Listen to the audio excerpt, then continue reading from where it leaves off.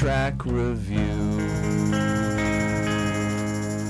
Hello, my needle drops. Anthony Fantano here, the internet's busiest music nerd, here to do a segment that we haven't done in a little while, track reviews, where we talk about the latest in rock, pop, electronic, and experimental music of the nope, not today, of the more mainstream persuasion. Before we get into this track review, I have a few things I want to mention. First, new radio department, MP3, over at theneedledrop.com. Really great song. Download that thing for free. Link in the D-box. Also, I've gotten a lot of requests to review the new Linkin Park album, and I actually did for this other website that I do reviews for, scenemags.com. There's a link in the D-box. You could see a review. It's not a score review. It's kind of a cop it or drop it kind of thing. My CeeLo You review has over 100,000 views right now, and I want to thank you guys because I know it's all y'all just clicking on it over and over and over. And we are so close to 10,000 subscribers. Yes, yes, yes. And what I would really ideally like is to get there before or on my birthday, which is October 28th.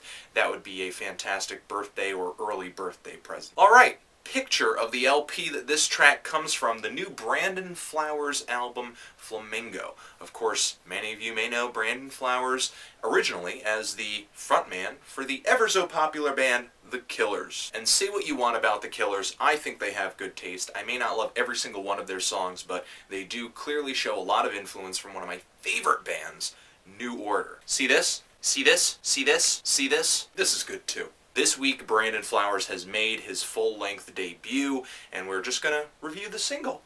Brandon Flowers, link in the D-box where you can hear this track, Crossfire.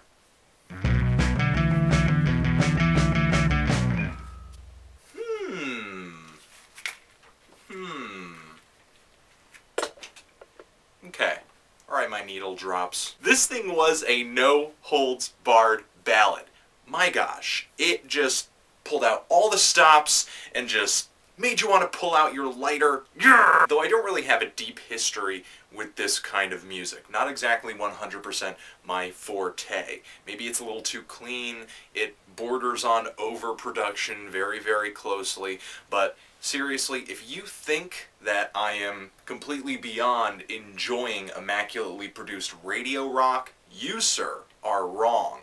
Because my copy of U2's The Joshua Tree is right here. So the production here does have a very, very modern sound. It's taking some cues from The Killers, but the songwriting, just how anthemic it is, really calls back to guys like Springsteen, Petty, Mellencamp. It's something we all look back on fondly, I know. But one thing to note about this track, and pretty much the rest of the tracks on the album, I have heard this LP all the way through, there is a lot of country influence on this thing.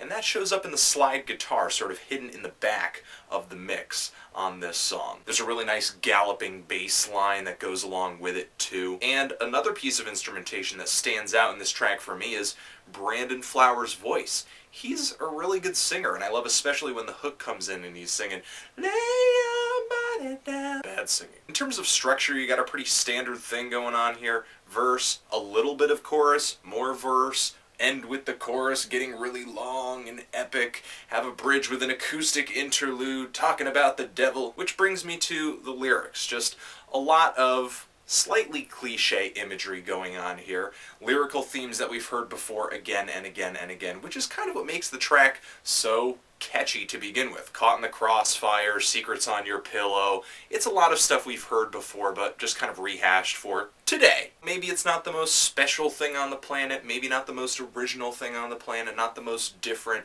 not the most innovative, but I feel, though, I do have to recognize good songwriting, good balladry when it is going on, especially in the mainstream, because as we all know, that is really where it's kind of needed the most. So I'm kind of actually feeling a decent to strong 7 on this. It is really catchy. As I'm listening to it, I get into the hook, as I do with most of these tracks. But after I'm done listening, after the music is over, I don't really have this lasting feeling going on of, of love and lust, like, ooh, I need to listen to that again. I need that again. So what do y'all think of this track? What do you think of the new Brandon Flowers LP? Does it live up to your expectations? That's basically what I'm wondering. And how do you think the next Killers album is going to sound now that this thing is on the table? Anthony Fantano, Brandon Flowers, Crossfire, forever.